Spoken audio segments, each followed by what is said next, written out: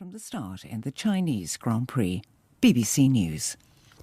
This is BBC Radio 4 now. It's time for our new classic serial. It seems that in the world of Wodehouse, only one man can rescue the newly impoverished aristocracy from the austerity of the early 1950s. And Whistler's mother disputing it now. Highland Prince being pressed now by Whistler's mother on the stand side. And it's Whistler's mother just the leader. Then comes Take It Easy, the fray. Ring for Jeeves by P.G. Wodehouse, dramatised by Archie Scotney. Starring Joanne Whalley, Rufus Sewell, Glenn Headley and Ian Ogilvy. With Jamie Bamber as Lord Rowcester and Martin Jarvis as Jeeves. Second Highland Blitz, and there'll be a photo finish for third and fourth place. But there's no doubt about the winner, Whistler's mother. Whistler's mother ran a very strong race to the start. Captain Biggar! Woohoo! Is that you? What? Sorry, Mingoni. Pardon my sweetie. Well, simmer me in prune juice, Mrs. Spotsworth. Oh, the Memsahib. I thought you were in America. Well, I just stopped off at this charming old inn for a gin and tonic. Cheers. I see. I'm over here from New York for a visit. I remember you lived in California or one of those places. Yes, I have a home in Pasadena, in Carmel too, and one in Manhattan, and another in Florida, and another in Maine. Making 5 in all. 6. I was forgetting the one in Oregon. 6? Well, nice to have a roof over your head, of course. Sure, but one yearns for something new. I'm thinking of Rowcester Abbey. I met Lord Rowcester's sister, Lady Carmoyle, in New York. She said her brother might be willing to sell. I'm on my way there now.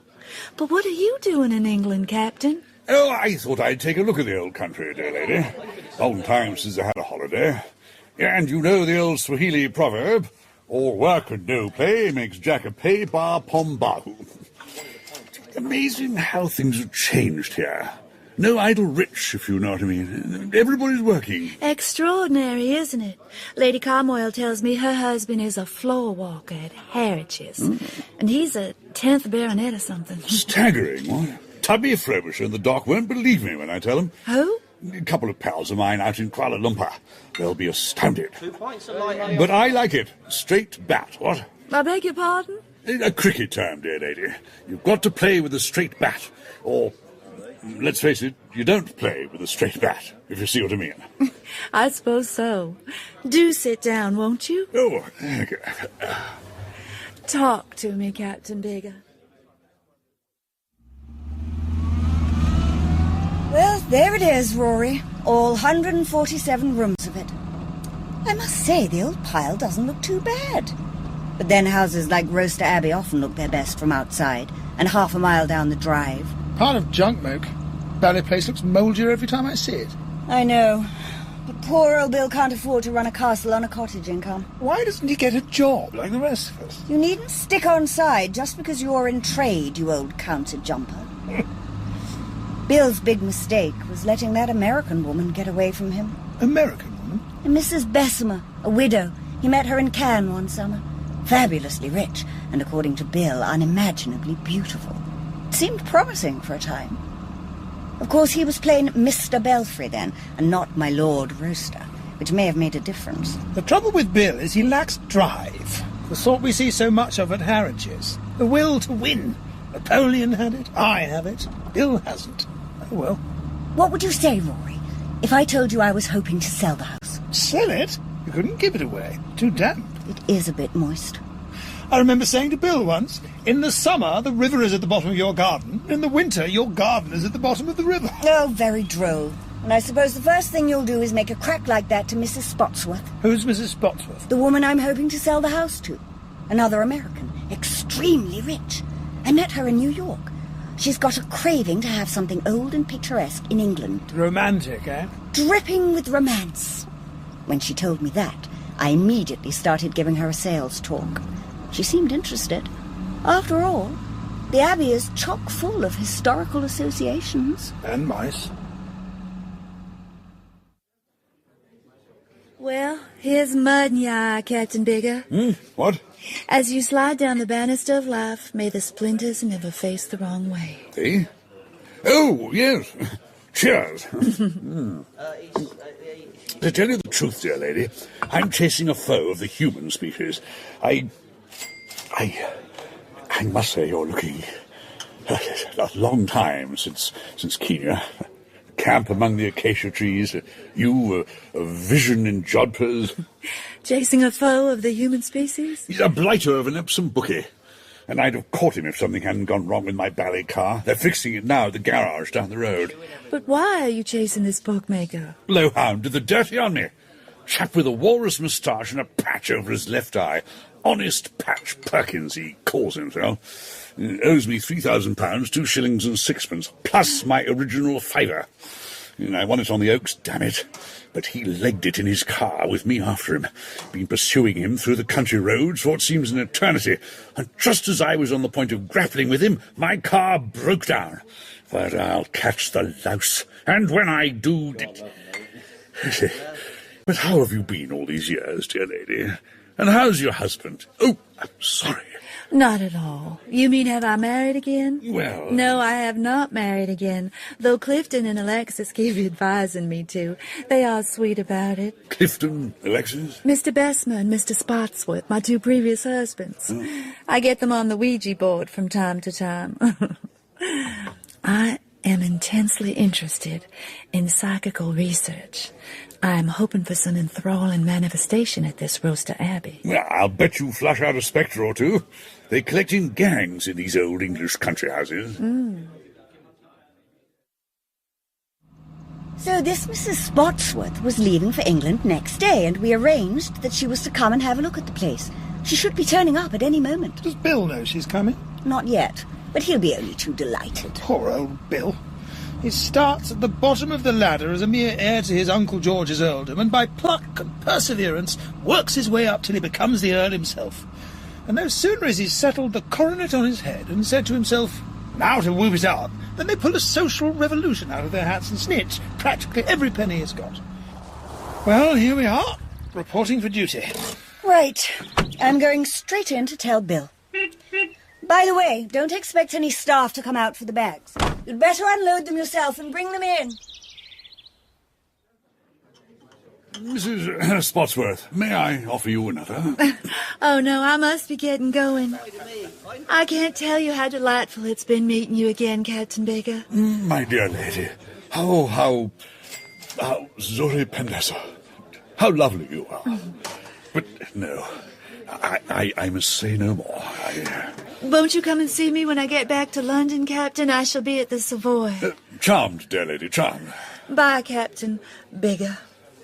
Bye-bye. Bye. Quahere. Bye. But what would be the use? Humble hunter can't go mixing with wealthy widows. Not cricket. Yes, I hear you, Tubby. Loud and clear. Remember the code. Marnie Pancong Barn Rotway just about sums it up. Damn it. Monica, darling! Jill, my angel. Oh, my precious Moog. Is it really you? I thought you were in America. I got back this morning. What are you doing here? I came to attend to Bill's Irish Terrier. It's sick of a fever. So? I picked up Rory in London and we motored down. Bill's out at present. He didn't say anything about expecting you. My allowance gave up the ghost. I say. Ah, here's the merchant prince. Oh, what have you got in these bags of yours, old girl? Lead? Oh. Ah, what, oh? You remember Jill Wyvern, Rory? Of course, yes. Jill Wyvern, to be sure. You haven't a notion who I am, have you? I wouldn't say that. I'll help you out. You stayed here one summer. I was just coming out then, and I expect I looked a complete excrescence. Coming out. The dear old getting ready for the market stage. How it takes one back. Off with the glasses and the teeth braces. On with things that push you in or push you out, whichever's needed. What do you know about it? Oh, I get around in Our Lady's Foundation Department. Jill, how did you make out? Has it paid off yet? Paid off? A man, dear. Did you catch anything worthwhile? I think he's worthwhile. As a matter of fact, she whom you see before you is none other than the future Countess of Rowcester. You don't mean you and Bill are engaged? That's right. Since when? Some weeks ago. I'm delighted. I wouldn't have thought Bill had so much sense. No, Bill was always more of a lad for the buxom, voluptuous type. There was a girl in the Hippodrome chorus. Ouch! Steady. Tell me, How did it happen? Well, he was helping me give a cow a bolus. A what? Bolus. Medicine. You give it to cows. And before I knew what was happening, he had grabbed my hand and was saying, "I say, will you marry me?" How frightfully eloquent. This bolus of which you were speaking, I don't quite follow. You were giving it to a cow, you say? A sick cow. Why were you giving boluses to sick cows? It's my job. I'm the local vet, fully licensed. We're all workers nowadays. Profoundly true. I'm a son of toil myself. Rory's at Harridge's. Really? Floor walker in the hosepipe, lawnmower and birdbath department. But there's a rumour going the rounds that hints at promotion to the glass, fancy goods and chinaware, and from there to the ladies' underclothing is but a step. My hero. But Jill, doesn't your father mind you running about the country giving boluses to cows? Jill's father is chief constable of the county, Rory. I should have thought he would have objected. Oh, no. We're all working at something. Hello? Yes, this is Rowcester Abbey. No, Lord Rowcester is not in at the moment. This is his sister, Lady Carmoyle. The number of his car? It's news to me that he's got a car. Jill, you don't know the number of Bill's car, do you? No. Why are they asking? Why are you asking? Oh, it's rung off. Who was it? Didn't say. Just a voice from the void. You don't think Bill's had an accident? Heavens, no. He's much too good a driver. But it's always disturbing when people don't give their names. There was a fellow in Harridge's, second in command of the jam sauces and potted meats, who was rung up one night by a mystery voice, and to cut a long story short... Yes, I will. Save it for after dinner, if there is any dinner. Oh, there'll be dinner all right. It'll probably melt in the mouth. Bill's got a very good cook called Mrs. Piggott. A cook these days? I don't believe it. You'll be telling me he's got a housemaid next. He has. Name of Ellen. But nobody has a housemaid. Bill has. And a gardener. And a wonderful butler called Jeeves. Good heavens! Jeeves? Why does that name ring a bell? Bertie Wooster. He has a valet named Jeeves. This is probably a brother. No, it's the same man. Bill has sort of leased him. How on earth does Bertie get on without him? I believe Mr. Wooster's away somewhere. Anyhow, Jeeves appeared one day and said he was willing to take office, so Bill grabbed him, of course. He's an absolute treasure. But does he pay them? Of course he does. He flings them purses of gold every Saturday morning. How? He earns it. Don't be silly. No, he's doing some sort of work for the agricultural board. He just goes off in his car. He's not very good at figures, so he always takes Jeeves with him. Well, that's wonderful. I was afraid he might have started backing horses again. Oh, no. He promised me faithfully he would never bet on a horse again. Well, I must be off on my errand of mercy. I'll see you at dinner. Bye. Bye, dear. So, what do you make of this sudden affluence, old girl? Something fishy going on. It's... what's the word? I don't know. Yes, you do. Begins with in. Influential? Inspirational? Infrared? Inexplicable. That's it. The whole thing's utterly inexplicable. You don't cut a stupendous dash like this on a salary from the agricultural board. I wonder if the old boy's been launching out as a gentleman burglar. Don't be an idiot. Well, fellows do, you know. Raffles and so on. What? Oh. Hello? No? Good God. All right. He's out now, but I'll tell him when I see him. Oak, that was the police. The police? They want to talk to Bill. What about? Didn't say. But they're closing in on him, old girl. They're closing in on him. Jeeves? I say, Jeeves. Hi, Jeeves. Where are you? You whistled, my lord. What? How the dickens did you get over there, Jeeves? I ran the car into the garage, my lord, and then made my way to the servants' quarters. If you would hand me your coat.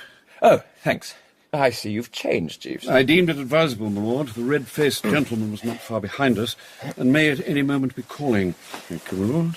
Were he to encounter a butler in a check suit and a false moustache, it is possible that his suspicions might be aroused. I'm glad to see that your lordship has removed that somewhat distinctive tie.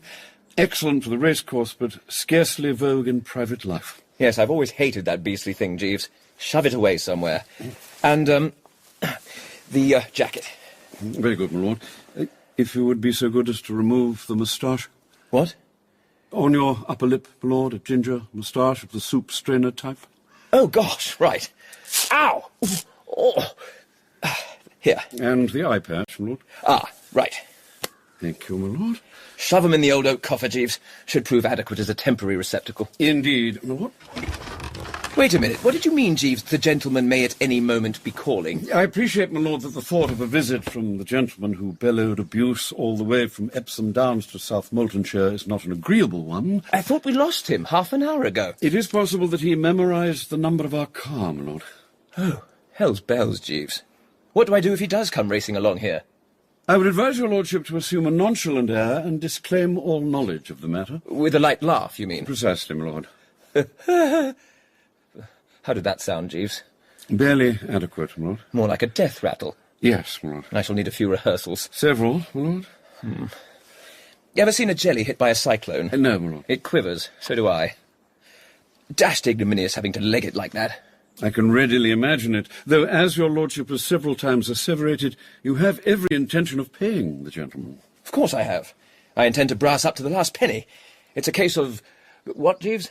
Noblesse oblige, my lord. Exactly. The honour of the Roasters is at stake.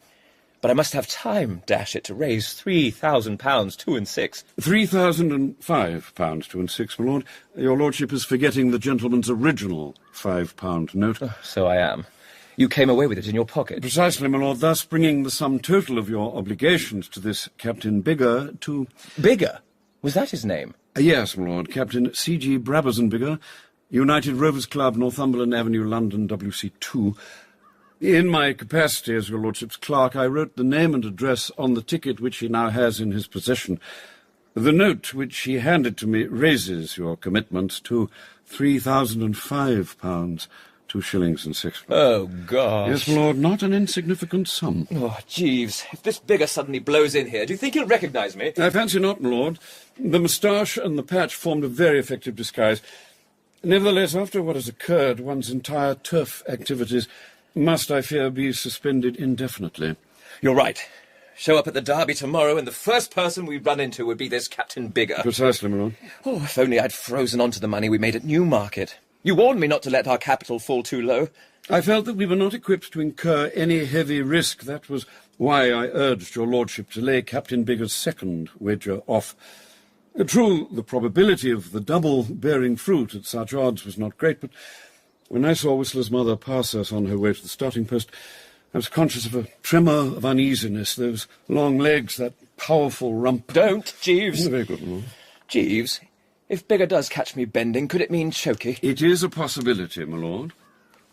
And who suggested that I should go into business as a silver ring bookie? It was you, Jeeves. But if your lordship will recall, we had agreed that your lordship's impending marriage made it essential to augment your lordship's income. It was when we reached the T's in the classified trades section of the directory that I suggested turf accountant. It seemed a happy solution of your lordship's difficulties. We made a lot of money up to Newmarket. Yes, my lord. And where is it now? Where indeed, my lord. I shouldn't have spent so much doing up the place. No, my lord, I wonder if I might ask a question. Yes, Jeeves? Is Miss Wyvern aware of your lordship's professional connection with the turf? Oh, I should say not. She thinks I'm employed by the Agricultural Board. She must never learn the truth. Let her discover that I'm actually an incognito bookie, and she would return me to store before I could say what-ho. So if she comes asking questions... You may rely on me, my lord. I have a lot of heavy brooding to do, Jeeves. Get me a stiffish whiskey and soda. I will attend to the matter immediately, my lord. Oh.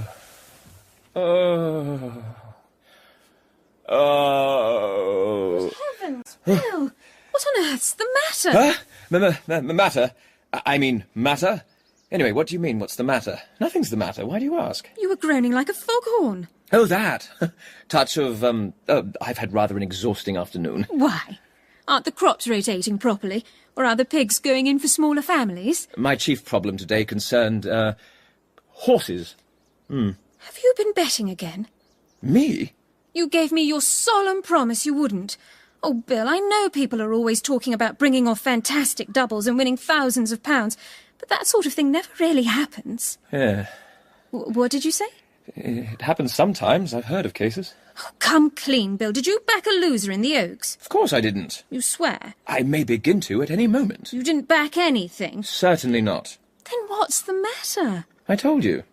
Oh, poor old thing. Can I get you something? No, thanks. Jeeves is bringing me a whiskey and soda. Where do you and he go on these expeditions of yours? We make the rounds. Doing what? Oh, this and that. I see. Bill, there's guilt written on your every feature. For the last time, what's on your mind? Not a thing. You're as carefree as a lark singing in the summer sky?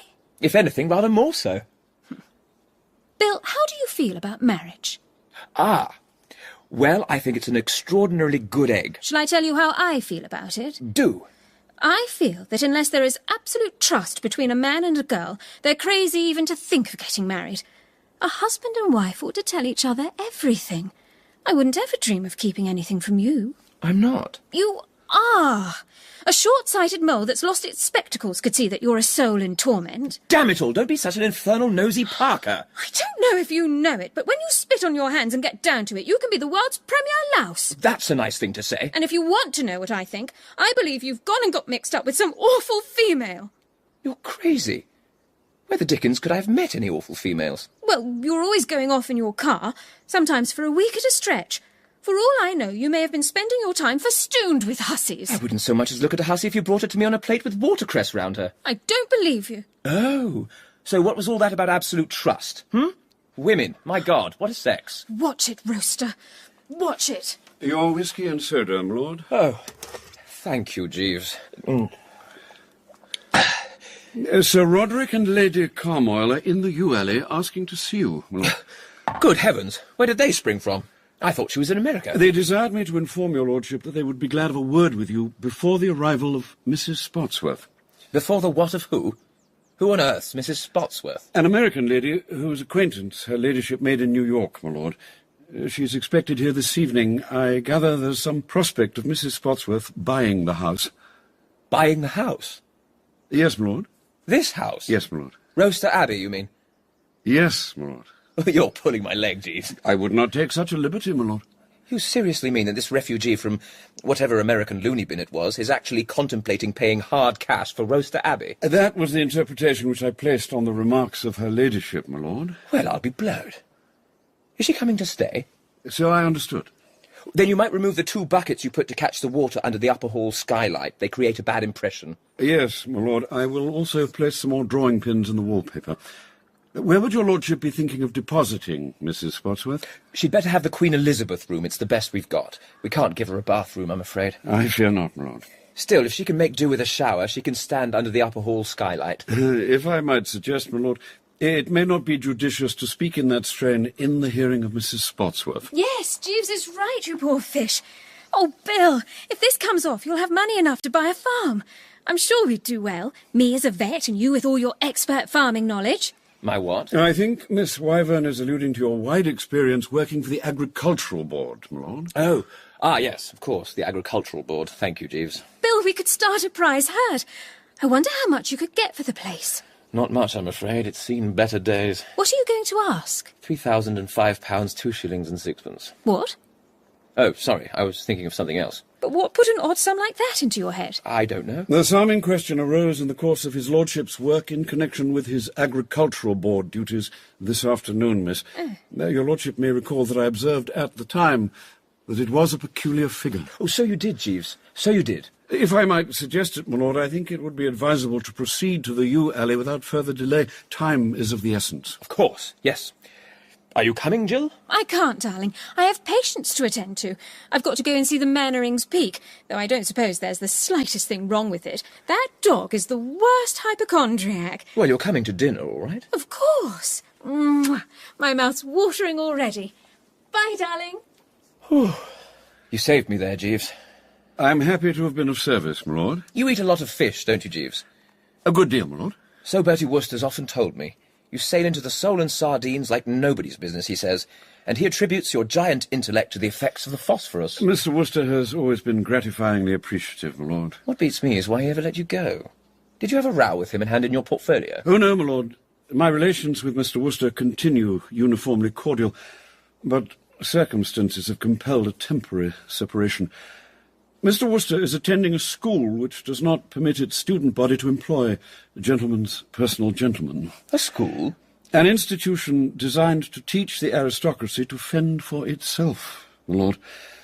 Mr. Wooster feels it prudent to build for the future, in case the social revolution should set in with even greater severity. Mr. Wooster is actually learning to darn his own socks.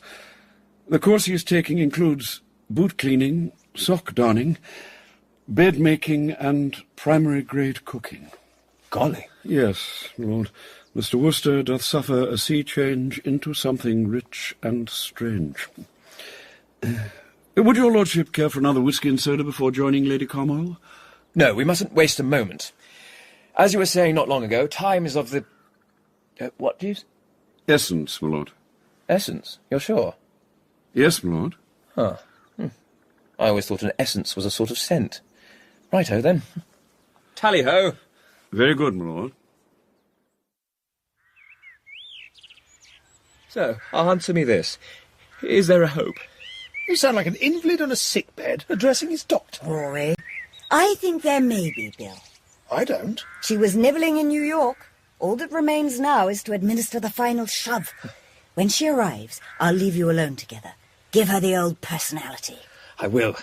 I'll be like a turtle dove cooing to a, female turtle dove. You'd better, because I'm expecting a commission. But look, even on the assumption this woman is weak in the head, I can't see her paying a fortune for Rowcester Abbey. To start with, all the farms are gone. Yeah, that's true. There's only the house and garden. Well, I was saying to Moog that whereas in the summer months the river is at the bottom of the garden... Oh, be quiet. I don't see why you shouldn't get £15,000, Bill. Maybe even as much as 20. Do you really think so? Of course she doesn't. She's just trying to cheer you up. Very sisterly of her, too. You've been making a few improvements, I notice, Bill. Wish I had the money it cost. You're hard up. Stony. And where the dickens do all these butlers, housemaids and cooks come from? I said to Moog I wondered if you'd set up as a gentleman, but... That reminds me, old girl, did you tell Bill about the police? What? Police? What about the police? Some blighter rang up from the local gendarmerie. The Rozzers want to question you. What do you mean, question me? Grill you.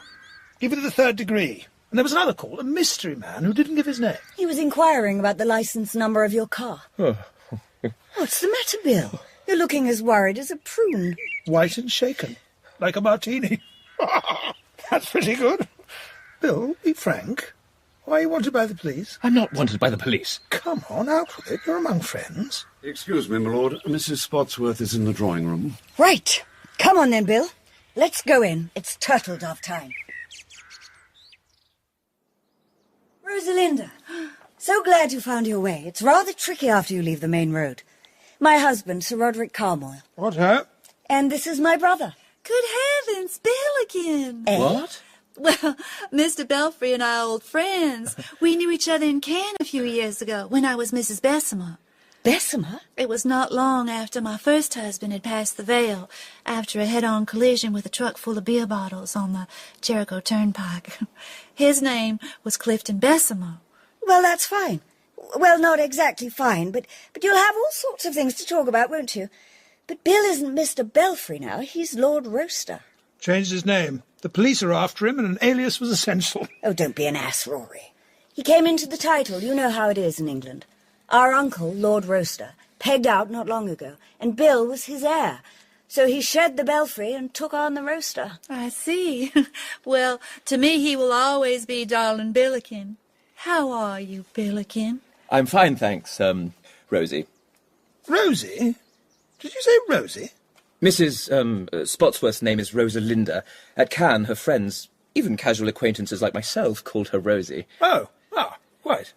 Very natural, of course. Casual acquaintances? Well, I mean blokes who just knew you from meeting you at Cannes and so forth. What times we had there, Billiken. Do you remember? Oh, yes. Very jolly, the whole thing. Won't you have a drink? Or a sandwich? Or a cigar or something? Nice to welcome you to Rowcester Abbey. It's the most wonderful place I ever saw. Would you say that? Mouldering old ruin, I'd call it. Been decaying for centuries. Rory. The patina of time. I adore it. And now I'm going to share something very strange. It struck me so strongly when I came in at the front door, I was overcome. I realized that I had been here before. Oh, there's a sightseer. One of the crowd that used to come during the summer at a bobblehead. No. I didn't mean in my present corporeal envelope. I meant in a previous incarnation. I'm a rotationist, you know. Ah, yes, I've seen pictures of them, in funny hats. No, you're thinking of Rotarians. I'm a rotationist, which is quite different. We believe that we are reborn as one of our ancestors every 9th generation. 9th? Let me see. Sure, the mystic 9th house. Of course, you've read the Zendavesta of Zoroaster, Sir Roderick. I'm afraid not. I'll put it on my library list. By Agatha Christie, isn't it? 9th. That seems to make me Lady Barbara, the leading hussy of Charles II's reign. Wow. I suppose I ought to be asking you about your latest love affair. I only wish I could remember it. From what I've heard of her, it would make quite a story. I feel influences. I even hear faint whisperings. How strange it is coming into a house that you last visited 300 years ago. I seem to remember a chapel. There is a chapel here? Ruined. I knew it. And a long gallery. That's right. A duel was fought in it in the 18th century. You can still see the bullet holes in the walls. And dark stains on the floor, no doubt. This place must be full of ghosts. Oh, no, don't worry. Nothing like that in Rowcester Abbey. Oh, but I want ghosts. I must have ghosts. There's what we call the haunted lavatory on the ground floor. Every now and then, when there's nobody near it, the toilet will suddenly flush. And when a death is expected in the family, it just keeps going and going. We don't know if it's a spectre or just a defect in the plumbing. Probably a poltergeist. But are there no visual manifestations? I don't think so. Don't be silly, Rory. Lady Agatha. Who was Lady Agatha? The wife of Sir Caradoc the Crusader. She has been seen several times in the ruined chapel. Fascinating. Now, let me take you to the long gallery. Don't tell me where it is. I'll close my eyes. Let me see if I can't find it for myself. It's this way. Ow! Oh, I beg your pardon, Mrs. Spotsworth. That's okay. And now, I must concentrate. This is a test. Eyes closed. Follow, please, Monica. You too, Billiken. I sense it is this way. Come on, then. Let's follow her. Bill! Yes. I'm coming. Potty. What, Jeeves? Quite possibly, Sir Roderick. I'll tell you something. This Mrs. Dogsbody has inherited millions from a platoon of deceased husbands and took advantage of the fact to go right off her onion. Always a mistake, Jeeves. Unearned money. Nothing like having to scratch for a living. I'm twice the man I was since I joined the ranks of the world's workers. You see eye to eye with the bard, Sir Roderick. 'Tis deeds must win the prize. Exactly. And speaking of prizes, what about tomorrow? Tomorrow, sir? The Derby. Know anything? It would seem an exceptionally open contest. Monsieur Boussac's voleur is, I understand, the favourite, 15-2, and the price likely to shorten. But the animal is somewhat lightly boned for so gruelling an ordeal. Though we have seen such a handicap overcome, the name of Manor, the 1925 winner, springs to the mind, and Hyperion, another smallish horse, broke the course record previously held by Flying Fox, accomplishing the distance in 2 minutes 34 seconds. By Jove, you know your stuff, don't you? One endeavours to keep au courant in these matters, sir. Well, old girl, did you find the ruddy gallery? Yes, after taking us all over the house. She said she lost the influence for a while. Still, not bad after 300 years. What became of Bill? He disappeared. Went to dress, I suppose. What sort of state was he in? Glassy-eyed and starting at sudden noises. I have another theory. I now attribute his jitteriness to this job with the agricultural board. We fellows who aren't used to work have got to learn to husband our strength, if you know what I mean. Hello? Whom have we here? Oh, are you Ellen? Yes, m'lady. A gentleman's just come asking to see his lordship. Mr. Jeeves being busy in the dining room, I answered the door and showed him into the morning room. Who is he? Captain Biggar, m'lady. Biggar? Reminds me of that game we used to play when we were kids, Moke. The Biggar family. Yes, all right, Rory. Which is bigger, Mr. Biggar or Mrs. Biggar? Rory, really? Mr. Biggar, because he's Father Biggar. That's good, isn't it? Which is bigger, Mr. Biggar or his old maid aunt? You're not a child now, you know. Can you tell me, Ellen? No, sir. Ah, perhaps Mrs. Spotsworth can. I found the long gallery, Sir Roderick. 3 rousing cheers. Do you know which is bigger, Mr. Biggar or his old maid aunt? I beg your pardon? Which is bigger, Mr. Biggar or his old maid aunt? But I don't understand. The old maid aunt, because whatever happens, she's always bigger. Pay no attention to him. He's quite harmless. It's just that a Captain Biggar has called. That set him off. He'll be all right in a minute. Captain Biggar? There's another one, only it eludes me for the moment. Something about Mr. Biggar and his son. Tell me, is he a gentleman with a rather red face? He's a gentleman with a very red face. How extraordinary. You know him? He's an old friend of mine. I knew him when... I don't, of course, believe in coincidence, but there's been some pretty adroit work going on in the spirit world. Monica, could you possibly invite him to stay? Why, of course, Rosalinda. Any friend of yours? What a splendid idea. Oh, thank you. Where is Captain Biggar? In the morning room, madam. Will you take me there at once? I must see him. Yes, madam. This way. Thank you. Is this wise, Moke, old girl? Probably some frightful outsider. He's a friend of Mrs. Spotsworth's. That's all that matters. Keep her sweet. Oh, Bill, good news. What? Good God, Bill. Tail-coated, white-tied and white-waistcoated. You look like great lovers through the ages. And your hair gleams with strange unguents. Well, I thought there's... Oh, I get the idea. Impress Mrs. Spotsworth. Bring back memories of the old days at Cannes. But don't ever do it, old boy. If Jill finds out about you and the Spotsworth... What the devil do you mean? My relations with Mrs. Spotsworth were pure to the last drop. Of course, old boy. Do you sell muzzles at Harridge's, Rory? Muzzles? Oh, rather. In the cats, dogs and domestic pets. I'm going to buy one for you. Bill, the most wonderful thing has happened. An old friend of Mrs. Spotsworth's has turned up, and I've invited him to stay. An old friend? Another old lover, one presumes. Do stop it, Rory. Can't you understand what a marvellous thing this is, Bill? We've put her under an obligation. Think what a melting mood she'll be in after this. Moke, you're superb. Who is the fellow? His name's Biggar, Captain Biggar. What? What? Captain Biggar. Ha! Yes! Which is bigger, Mr. Biggar or Master Biggar? Master Biggar, because he's a little bigger. I knew I'd get it.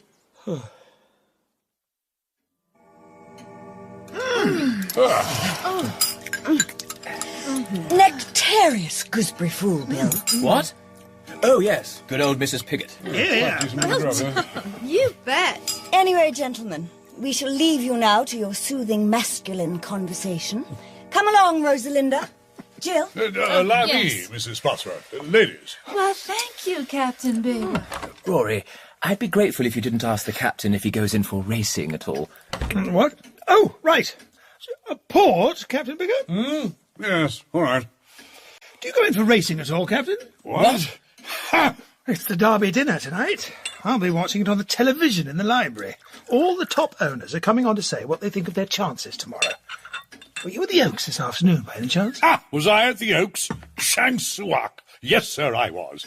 And if ever a man got the ruddy sleeve across the ballywindpipe, it was me at Epsom this afternoon. Had a bad day, did you? Now, look here. Since I came back to the old country, I've got in with a pretty shrewd lot of chaps. Fellows who know one end of a horse from the other. And today they advised a double. Lucy Glitters in the 2:30 and Whistler's mother for the Oaks. What happened? Lucy Glitters rolled in at 100-6 and Whistler's mother at 33-1. You mean your double came off? Yes, sir. How much did you have on? £5 on Lucy Glitters and all to come on Whistler's mother. Good God, are you listening to this, Bill? You must have won a fortune. £3,000. Well, Coffee, sir. did you hear that, Jeeves? Oh, thanks. Captain Biggar won 3,000 quid on the Oaks. A consommé to be what-not, what? Indeed, sir, a consummation devoutly to be wished. Well, whatever. £3,000 I won, and the bookie did a bolt. No. I assure you. Well, skipped. Exactly. I never heard anything so monstrous. Did you ever hear anything so monstrous, Jeeves? Wasn't that the frozen limit, Bill? Good heavens, Captain. What a terrible thing. Legged it, did he, this bookie? Popped off like a jackrabbit, with me after him. I don't wonder you're upset. Scoundrels like that ought not to be at large. What would Shakespeare have called him, Jeeves? An arrant, rascally, beggarly, lousy knave, my lord. Yes, the bard put these things so well, Jeeves. A cigar for Captain Biggar. Thank you, no.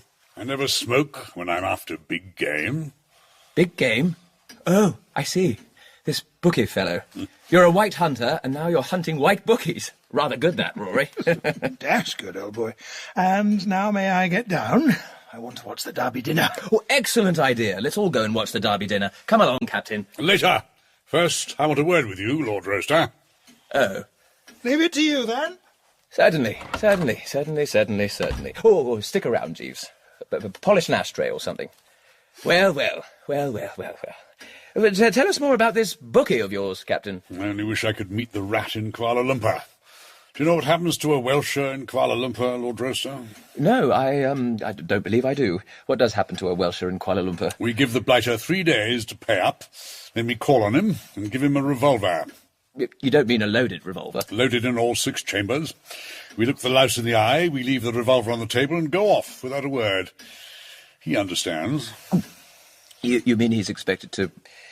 Isn't that a bit drastic? Code, sir. It's the code. Morale can crumble very easily out there. Drink, women, and unpaid gambling debts. Those are the steps down. Gambling debts at the bottom. You hear that, Jeeves? Yes, my lord. We've got to set an example, we bearers of the white man's burden. A defaulter has his head cut off. Well. The head is then given to his principal creditor. Oh, really? And now, brass tacks, Lord Rowcester, about this bookie. Ah, yes, this bookie. I memorised the number of his car. You did? I then made inquiries of the police, and do you know what they told me? They said that car number, Lord Rowcester, was yours. Mine? Yours. But how could it be mine? This honest Patch Perkins, as he called himself, must have borrowed it, with or without your permission. Incredulous. Incredible, my lord. Thank you, Jeeves. Incredible. How would I know any honest Patch Perkins? You don't? Never heard of him. What does he look like? He's tall, about your height. Has a ginger moustache and a black patch over his left eye. No, dash it, that's not possible. Oh, I see what you mean. A black patch over his left eye and a ginger moustache on the, upper lip. No, I thought for a moment... And a check coat and a crimson tie with blue horseshoes on it. Good heavens. He must look the most ghastly outsider, eh, Jeeves? Certainly far from soigné, my lord. Very far from soigné. Oh, by the way, Jeeves, that reminds me. Bertie Wooster told me that you once made some such remark to him, and it gave him the idea for a ballad to be entitled Way Down Upon the Soigné River. Anything ever come of it, do you know? To hell with it. I'm talking about this bally bookie who was using your car today. Look, my dear old pursuer of pumas and what have you, obviously what happened was that you got the wrong number, eh, Jeeves? Yes, my lord. Are you telling me that I don't know the number of a car that I followed all the way from Epsom Downs to South Moultonshire? It was used today by this honest Patch Perkins and his clerk, and I'm asking you if you lent it to him. Would I lend my car to a chap in a check suit and a crimson tie, not to mention a black patch and a ginger moustache? The thing's not... what, Jeeves? Feasible, my lord. Huh. Possibly the gentleman's eyesight needs attention. Rubbish! I'm Buana Biggar. I can stand without a tremor in the path of an onrushing rhino. My eyesight is superb. Forgive me, sir, but I do not believe that rhinoceri are equipped with licence plates. This bookie of yours, Captain, I believe that he'll pay you. I get the impression that he's simply trying to gain time. I'll give him time. Might I offer a suggestion, my lord? Certainly, Jeeves. Offer several. It has occurred to me that it is quite possible that this racecourse character may have substituted for his own licence plate a false one.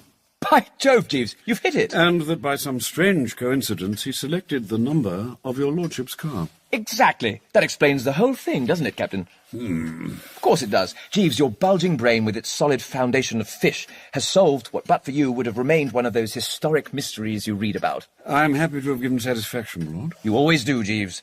It's what makes you so generally esteemed. Well, yes, I suppose that might have happened. More port, Captain? No, thank you. Then shall we join the ladies? I should first like to make a telephone call. You can do it from the living room. A private telephone call.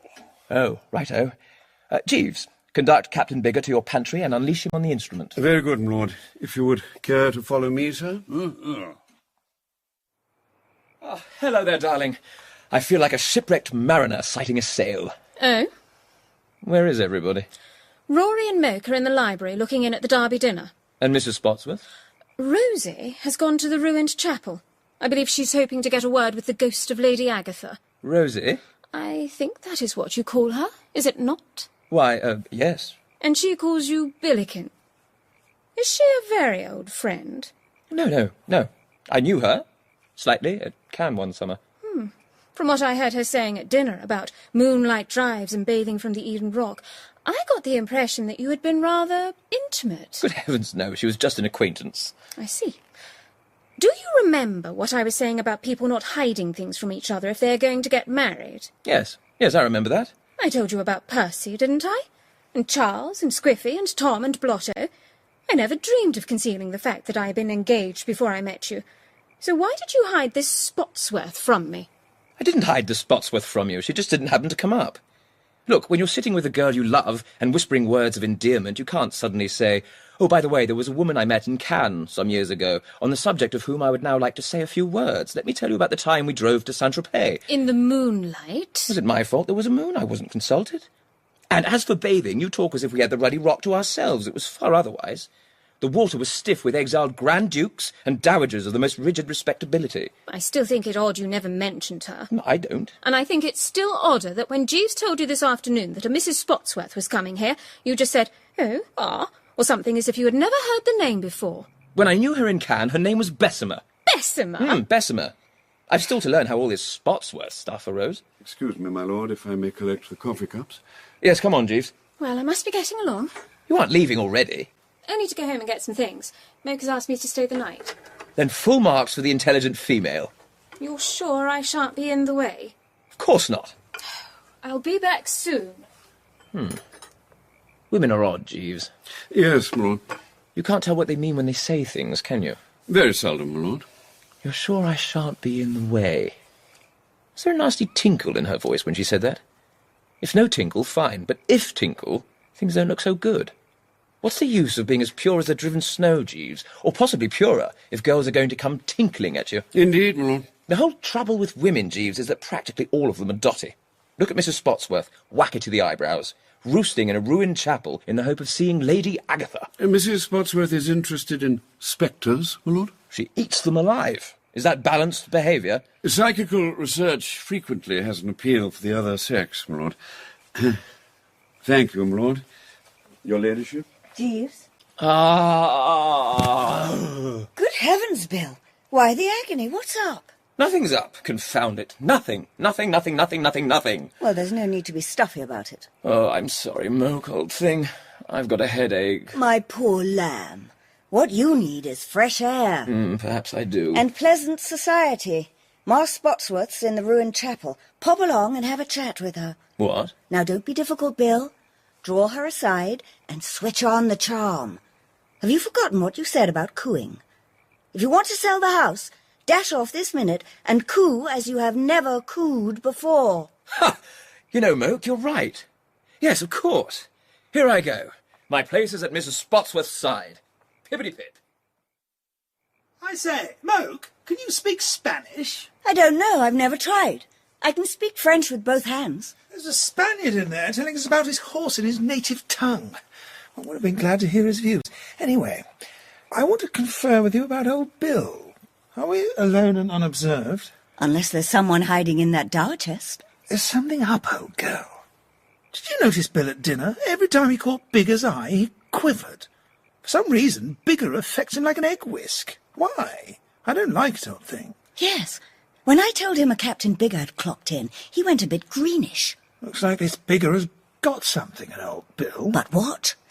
Look, it's most likely it's because he's wondering if Mrs. Spotsworth is going to buy the house. In which connection, Rory, you old fathead, can't you do something to help the thing along?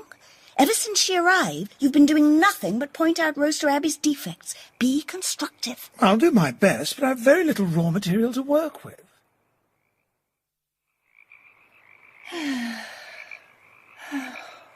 Ow! Oh, Pumba! Yawa Jinga! Hello, Captain, is that you? Hello. Pardon my Swahili. Oof, Captain, have you hurt yourself? A mere scratch, dear lady. In the darkness, I seem to have tripped over a flower pot. There you are. Yes, here I am. I've been sitting out here enjoying the moonlight. I was keeping vigil in the ruined chapel, but I wearied of waiting for Lady Agatha to manifest herself. I'm afraid I am somewhat impatient. When in the mood for spectres, I want them hot off the griddle. Quite. May I sit? Of course. What a beautiful night it is. Topo. The moon. I always think a night when there's a full moon is so much nicer than A night when there's not a full moon? Oh, rather. Do you think the breeze is murmuring lullabies to the sleeping flowers? I regret my inability to inform you on the point. Oh, dear. What's the matter? I've dropped my pendant. The clasp is so loose. Well, it must be on the ground somewhere. I'll have a look-see. I wish you would. It's not valuable. I don't suppose it costs more than $10,000, but it has a sentimental interest. One of my husbands gave it to me. I never can remember which. Ah, Missouri. Got it. Oh, have you found it? Thank you ever so much. Will you put it on for me? What? Oh, allow me. Oh, sorry. Beg your pardon. How does this... there. Thank you. It must be jolly to be rich enough to think $10,000 isn't anything to write home about. Do you think that rich women are happy, Captain Biggar? All those that I've met, and in my capacity as White Hunter I have met quite a number, seemed pretty bobbish. They wore the mask. Eh? They smiled to hide the ache in their hearts. Really? Rich women are so lonely, Captain Biggar. Are you lonely? Very, very lonely. Oh,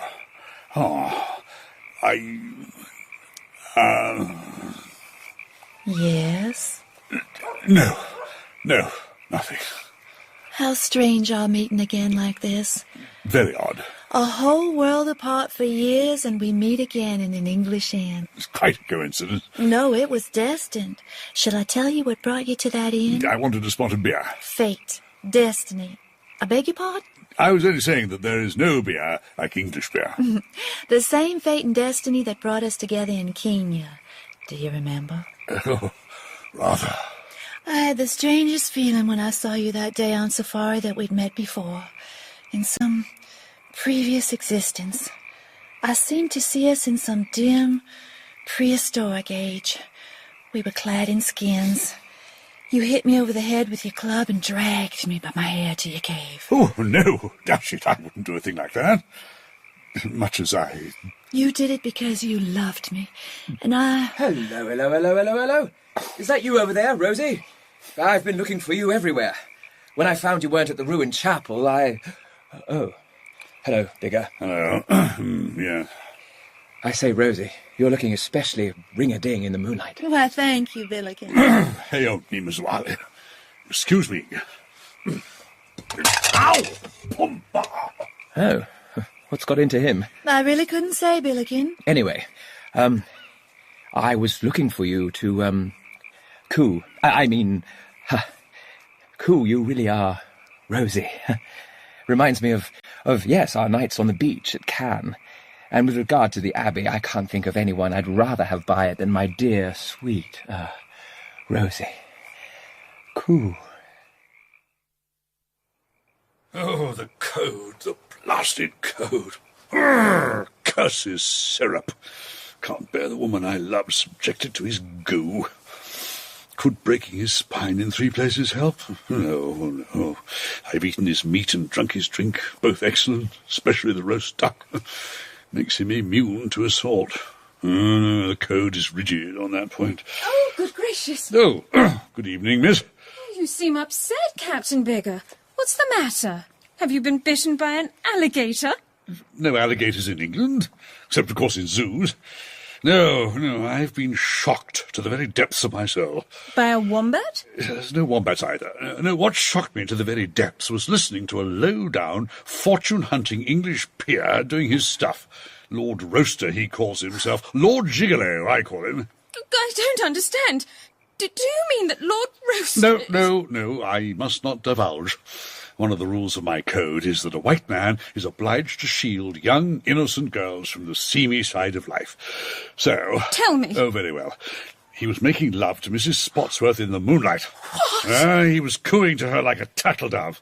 After her money, of course, all the same, these effete aristocrats. You know, I remember... Oh, out of my way! I say, where are you going? Extraordinary. Oh, Jeeves, will you bring me a flagon of strong drink? I am athirst. I have the tray here, sir. Oh, jolly good. Cheerio. Something for you, Captain? Whiskey. I need a restorative. Whiskey? Right.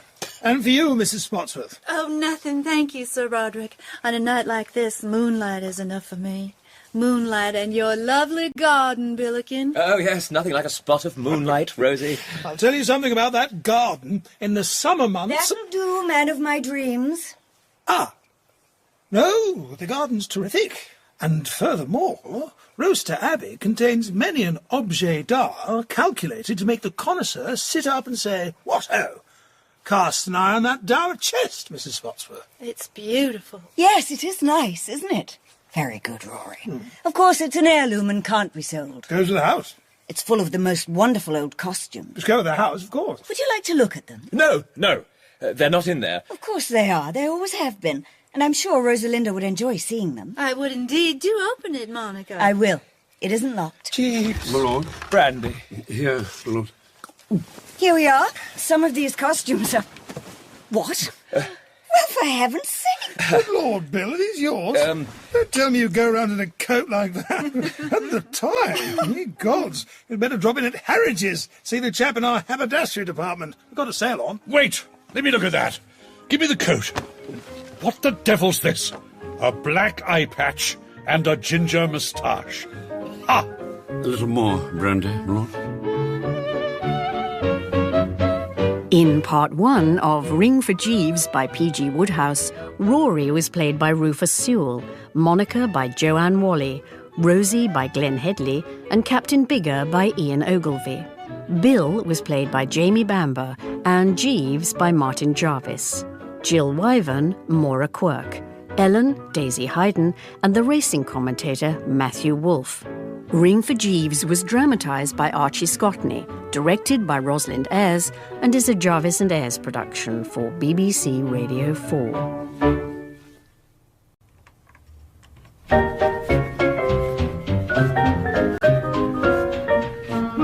Ring for Jeeves by P.G. Wodehouse, dramatised by Archie Scotney, starring Joanne Whalley, Rufus Sewell, Glenn Headley and Ian Ogilvy, with Jamie Bamber as Lord Rowcester and Martin Jarvis as Jeeves. So? Your brandy, my lord. Thanks, Jeeves. So, what? I say, where have they all gone? Oh, you stay, Jeeves. Certainly, my lord. So, Lord Rowcester, you are honest Patch Perkins. Am I? Isn't this your eye patch? Isn't that your confounded ginger moustache? And do you think I didn't recognise that coat and tie? Captain Biggar, I owe you an explanation. You owe me £3,005, 2 and 6. Forgive me, Captain Biggar, but his lordship arrived on Epsom Downs this afternoon with the best intentions.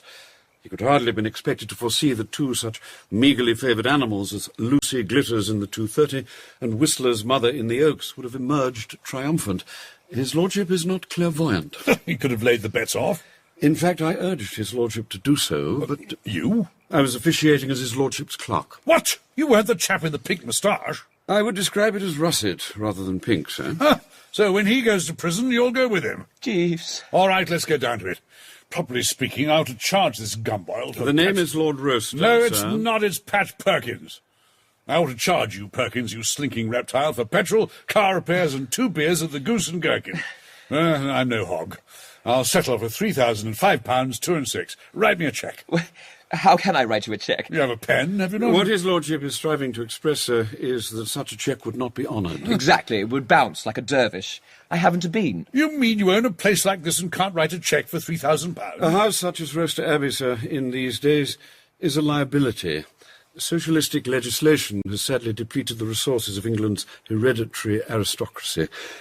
We are living now in what is known as the welfare state, which means, broadly, that everybody is completely destitute. I must have the money, and before noon tomorrow. Listen, I'll let you in on something. And if you breathe a word to a soul, I'll rip you both asunder with my bare hands. Is that understood? Most straightforward, my lord. Carry on, Captain. Well, you remember that telephone call I made after dinner? It was to those pals of mine, the chaps who gave me my winning double this afternoon. I was anxious to know if it was all settled. We have an enterprise of... Great pith and moment, sir. Right. These chaps have a big SP job on for the Derby tomorrow. It's the biggest cert in the history of the race, the Irish horse Ballymore. Oh, not generally fancied, sir? Well, Lucy Glitters and Whistler's mother weren't generally fancied, were they? Ballymore's a long-priced outsider. He's been kept darker than a black cat on a moonless night, but he's had 2 secret gallops over the Epsom course and broken the record both times. You're sure of that? I've watched the animal run with my own eyes, and all you see is a sort of brown blur. We're putting our money on at the last moment, carefully distributed among a dozen different bookies, and now you're telling me I shan't have any money to put on. Look here, old chap. Your agony touches me, and while I don't think we could ever form one of those beautiful friendships that existed between David and Jonathan or Swan and Edgar, I can sympathise with your anguish. But I'm afraid the best I can manage is a series of monthly payments starting, say, about 6 weeks from now. Well, that won't do me any good. But nor me. It'll knock the stuffing out of my budget. Farewell, a long farewell to... what, Jeeves? To all your greatness, my lord. This is the state of man. Today he puts forth the tender leaves of hope. Tomorrow blossoms... Thank you, Jeeves. Yeah, not at all, my lord. To start with, you'll have to go, you know. I can't possibly pay your salary. I should be delighted to serve your lordship without emolument. That's dashed good of you, Jeeves, but how can I keep you in fish? Yeah, I've got to have that money. Why can't he borrow it? Who from? It can't be done. I'm sorry. You'll be sorrier when you and this precious clerk of yours are standing in the dock at the Old Bailey. Oh, dash it. One doesn't want unpleasantness. What one wants and what one is going to get are 2 different things. Out of my way. I want some air. We're in the soup, Jeeves. He wants his pound of flesh. Yes, my lord. And we haven't any flesh. No, my lord. He's a tough egg, that Biggar. Did you notice the way he tucked into the roast duck at dinner? A man without ruth or pity. Unquestionably lacking in the softer emotions, my lord. There's a word that just describes him. Begins with a V. Not vapid, not vermicelli. Vindictive. The chap's vindictive. What good will it do him to ruin me? Well, no doubt he will derive a certain moody satisfaction from it, my lord. I suppose there is really nobody one could borrow a bit of cash from. How about that financier fellow, who lives out Ditchingham way, so somebody's something... Sir Oscar Wapple, my lord. He shot himself last Friday. Oh, then we won't bother him. It occurred to me, my lord, that were we to possess ourselves of Captain Biggar's ticket... Ticket? What ticket? You speak as if this were a railway station. The ticket which I handed to the gentleman as a record of his wager on Lucy Glitters and Whistler's mother, my lord. Oh, you mean his ticket? Precisely, my lord. It must still be on his person. It is the only evidence of the wager. Once we had deprived him of it, your lordship would be in a position to make payment at your lordship's leisure. I see. So we get the ticket from him, do we? Yes, my lord. May I say one word, Jeeves? Oh, certainly, my lord. How? By what I might describe as direct action, my lord. Scrag him? Choke it out of him? Your lordship has interpreted my meaning exactly. But, Jeeves, have you seen him? That bulging chest, those rippling muscles. I agree that Captain Biggar is well nourished, my lord, but we would have the advantage of surprise. He has gone out into the garden. When he returns, one may assume that it will be by way of the French window. If I draw the curtains, it will be necessary for him to enter through them. We will see him fumbling, and in that moment a sharp tug will cause the curtains to descend, enmeshing him, as it were. By Jove, Jeeves! You think it would work? Unquestionably, my lord.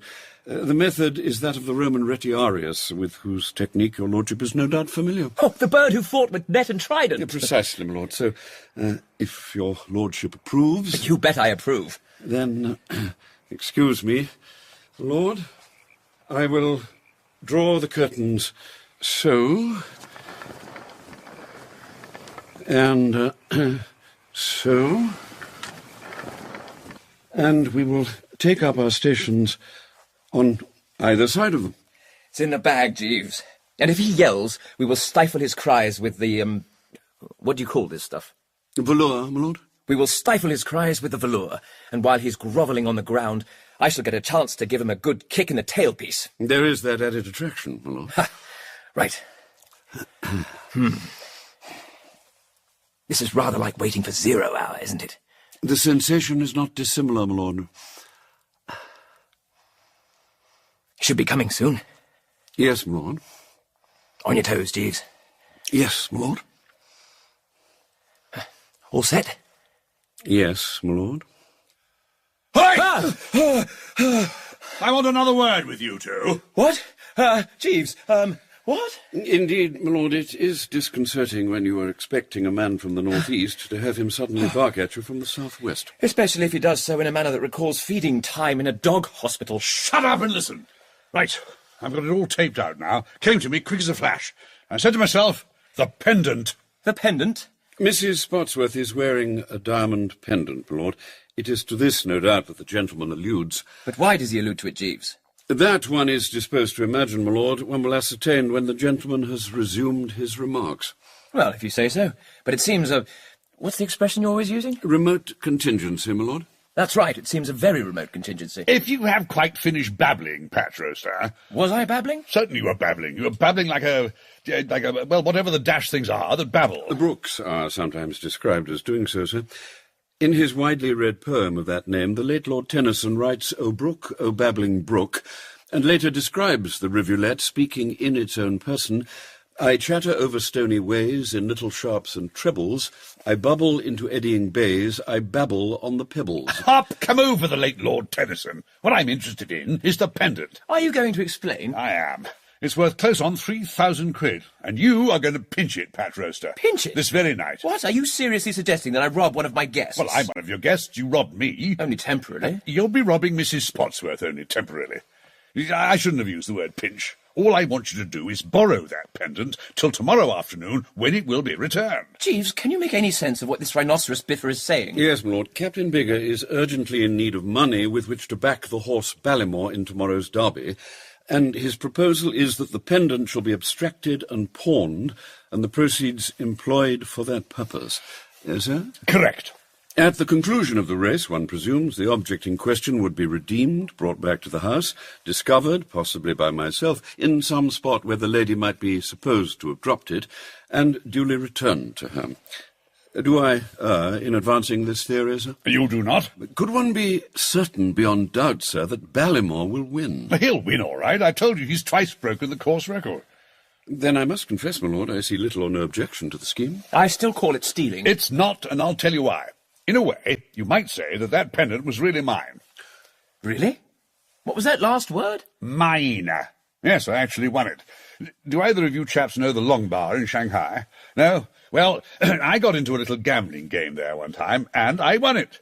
Chap called Bimbo Sycamore couldn't pay up, so he handed over his wife's pendant.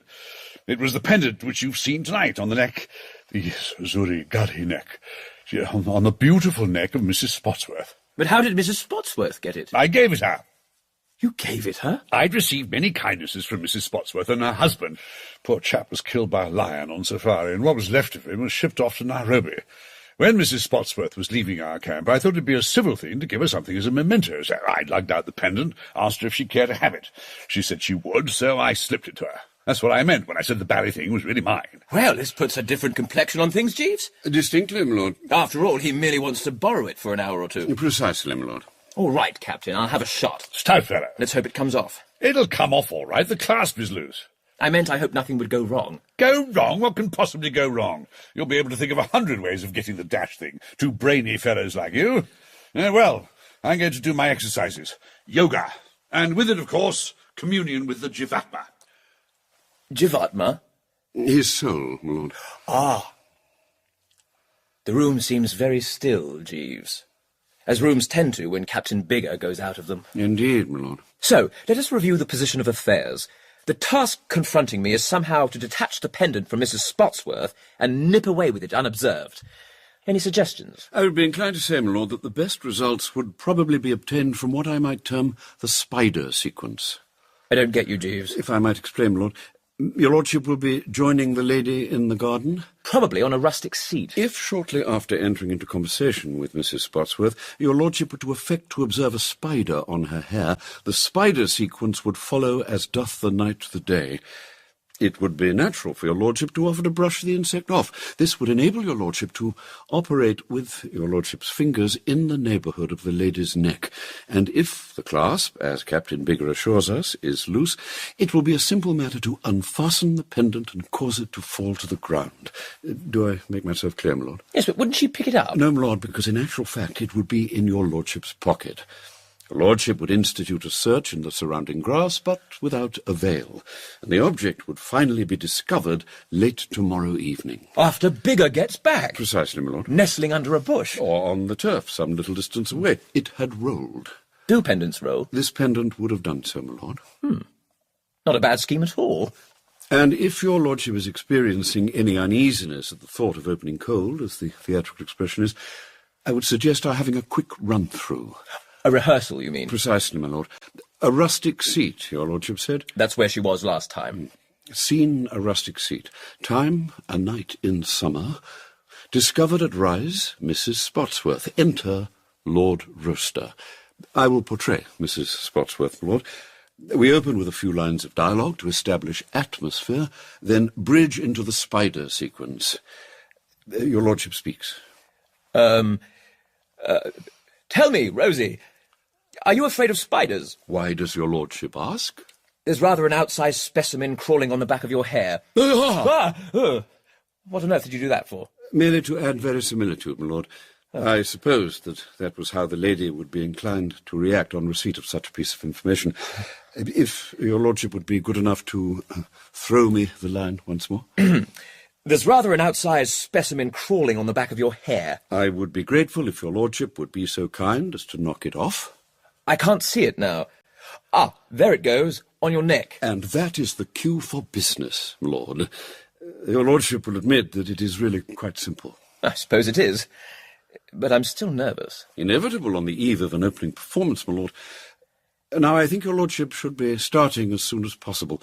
Our arrangements have been made with a view to a garden set, and it would be disconcerting were Mrs. Spotsworth to return to the house, compelling your lordship to adapt your technique to an interior. I see what you mean. Righto, Jeeves. Goodbye. Goodbye, my lord. If anything goes wrong, you'll write to me in Dartmoor occasionally, Jeeves. Just a chatty letter from time to time giving me the latest news from the outer world. Certainly, my lord. Still, we hope it won't come to that. Yes, my lord. Yes. Well, goodbye once again, Jeeves. Goodbye, my lord. It is a far, far better thing.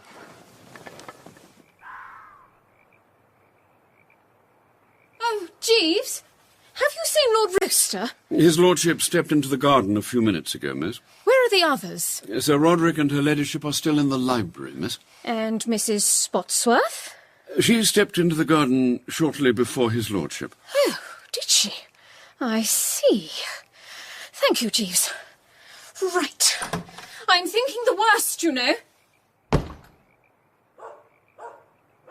Hail, hands I loved, beside the Shalimar.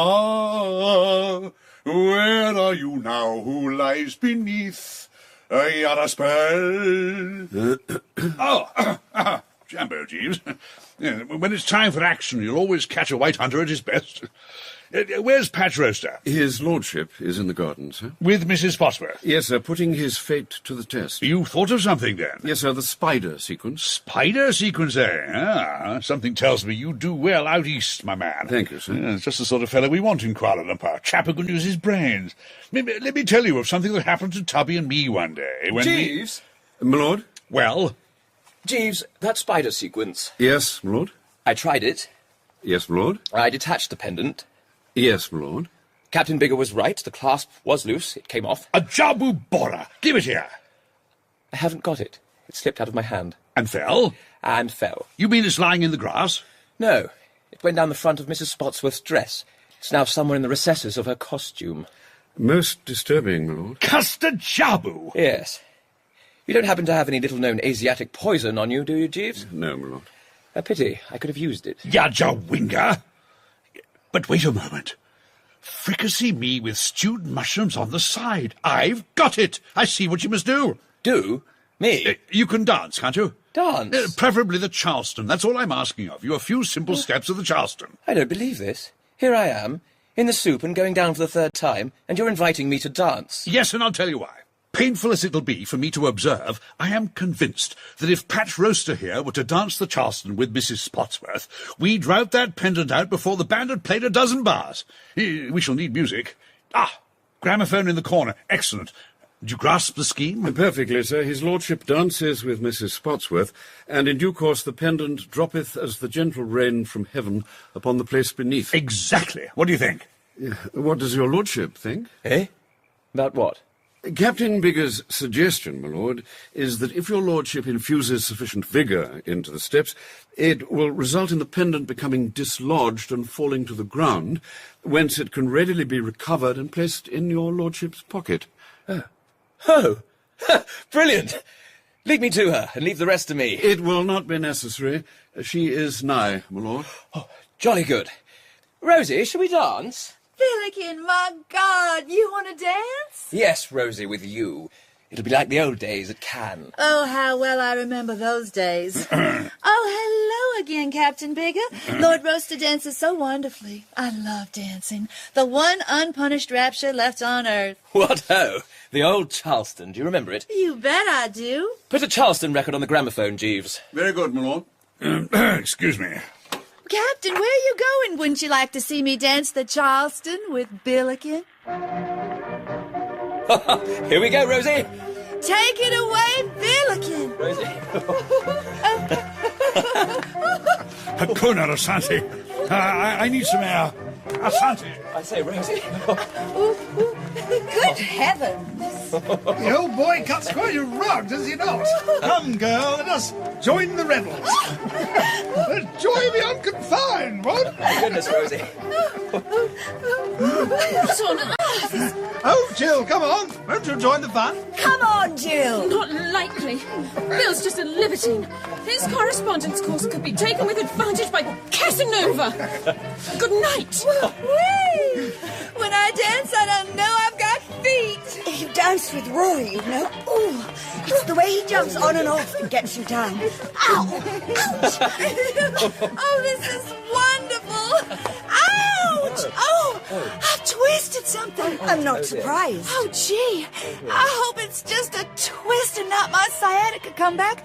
I suffer so terribly from sciatica, especially if I'm in a place that's at all damp. Hello?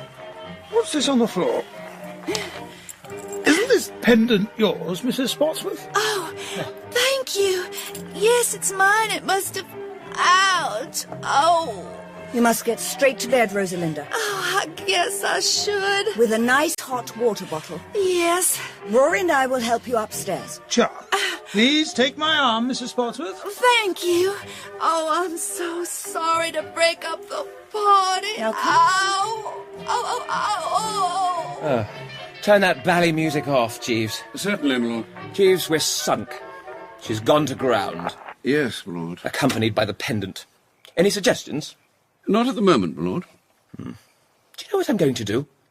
No, my lord. Go to bed, Jeeves. To try to sleep and forget. Not that I have the remotest chance of getting to sleep, with every nerve in my body sticking out a couple of inches and curling at the ends. Possibly, if your lordship were to count sheep... You think that would work?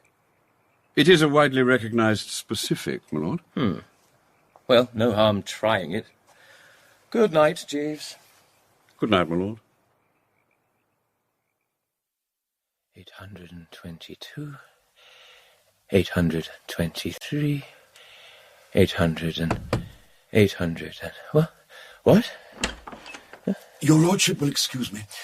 I would not have disturbed your lordship had I not, listening at the door, gathered from your lordship's remarks that the stratagem for sleep which I proposed had proved unsuccessful.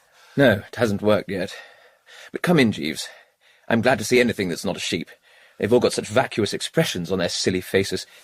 I say, don't tell me you've thought of something. Yes, my lord, I fancy I have found a solution. Jeeves, you're a marvel. Thank you, my lord. So, what's the scheme? Excuse me, my lord. I'm reluctant to take what is possibly a liberty on my part. Carry on, Jeeves. What's biting you? Your pyjamas, my lord. Had I been aware that your lordship was in the habit of sleeping in mauve pyjamas, I would have advised against it. Mauve does not become your lordship. What? How have we got onto the subject of pyjamas? They thrust themselves on the notice, my lord. That very aggressive chromism. If your lordship would substitute a quiet blue, or possibly a light pistachio green... Jeeves, this is no time to be prattling of pyjamas. Very good, my lord. Anyway, I rather fancy myself in mauve. However, if you really have something to suggest that will bring home the bacon, you may take these mauve pyjamas, raise them to the ground, and sow salt on the foundations. Thank you very much, my lord. Now, what is this scheme of yours? A quite simple one, my lord. Has it occurred to your lordship what is Mrs. Spotsworth's principal interest, the thing uppermost in the lady's mind? The Charleston? No, my lord, psychical research. Since her arrival at the Abbey, she has not ceased to express a hope that she may be granted the experience of seeing the spectre of Lady Agatha. No, Jeeves, I won't do it. Lord? I see where you're heading. You want me to dress up in a farthingale and wimple and sneak into Mrs. Spotsworth's room. And when she sees me, she'll say, "Ah, the ghost of Lady Agatha." It can't be done, Jeeves. Nothing will induce me to dress up in women's clothes. Your lordship has not, if I may say so, grasped the substance of the plan. The essential at which one aims is the inducing of Mrs. Spotsworth to leave her room, thus rendering it possible for your lordship to enter and secure the pendant. I propose now, with your lordship's approval, to knock on Mrs. Spotsworth's door and request the loan of a bottle of smelling salts. Eh? Smelling salts, my lord. I will explain that I required them in order to restore your lordship to consciousness. Restore me to consciousness? Precisely, my lord. Your lordship has sustained a severe shock. Happening to be in the vicinity of the ruined chapel, your lordship observed the wraith of Lady Agatha and was much overcome.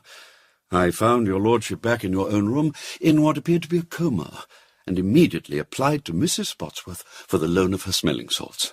But I still don't get the gist, Jeeves. The thought I had in mind was that, learning that Lady Agatha was, if I may so term it, on the wing, Mrs. Spotsworth's immediate reaction would be an intense desire to hasten to the ruined chapel in order to observe the manifestation for herself. I would offer to escort her thither, and during her absence... Jeeves!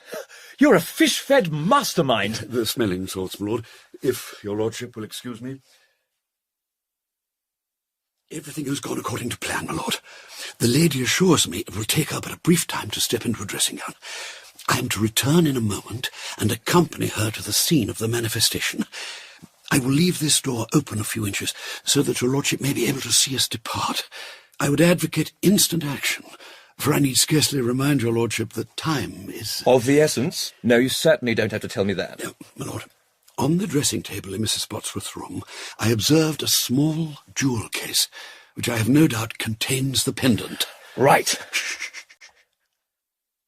998, 999, 1,000.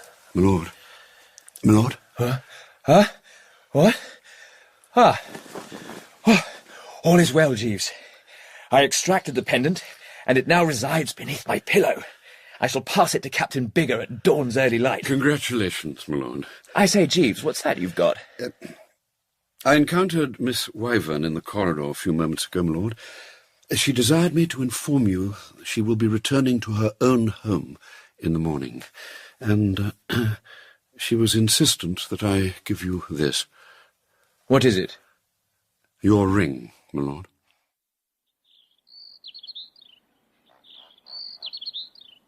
Good morning, Father. You may as well know it. I am not going to marry Lord Rowcester. Yes, you are. It was in the Times. I saw it with my own eyes. The engagement is announced between... I've broken off the engagement. I am never going to speak to Lord Rowcester again. Don't be an ass, of course you are. I suppose you had one of these lovers' tiffs. It was not a lover's tiff. I broke it off because of the abominable way he has been behaving with Mrs. Spotsworth. Spotsworth? What, the American woman you were telling me about? The American trollop. Trollop? That's what I said. Why do you call her that? Did you catch them, trolloping? Yes, I did. Good gracious. It all seems to have started in Cannes some years ago. Apparently she and Lord Rowcester used to swim together and go for long drives in the moonlight. And you know what that sort of thing leads to. I do indeed. I remember when I was in Sidi Barani. She arrived at the Abbey yesterday, and no sooner had she appeared than Bill was all over her, making love to her in the garden, dancing with her like a cat on hot bricks, and coming out of her room at 2 o'clock in the morning in mauve pyjamas. What? Coming out of her room in mauve pyjamas? Yes, bright mauve. Mauve? God bless my soul. Wait a moment. Bustard! Bustard, I say! Bring me my horsewhip. Colonel, sir. I'm sorry, sir, but... What? Did you hear what I said? Yes, sir, but... I'm sorry, sir, but your horsewhip's like Gone. Gone? What do you mean gone? Gone where? To the menders, sir. Menders? To be mended. It got cracked. Cracked? Yes, I was cracking it in the stable yard, sir, and it cracked. So I took it to the menders. What? Get out, you foul blot. I'll talk to you later. Yes, Colonel. Sorry, Colonel. Sorry, sir. Cracked, eh? I'll have to borrow young Roaster's. Infernally awkward calling on a fellow you're going to horsewhip and having to ask him for the loan of his horsewhip to do it with. Still, that's how it goes. Well, the derby runs in less than an hour. We must decide how our wagers should be placed. What does the racing news say, Rory? Yeah, a lot of rot. There's nothing in sight to beat Taj Mahal. Well, here's another hunch for you. Escalator. Escalator? Wasn't Harridge's the first store to have escalators? By Jove, yes. The Oxford Street boys are livid.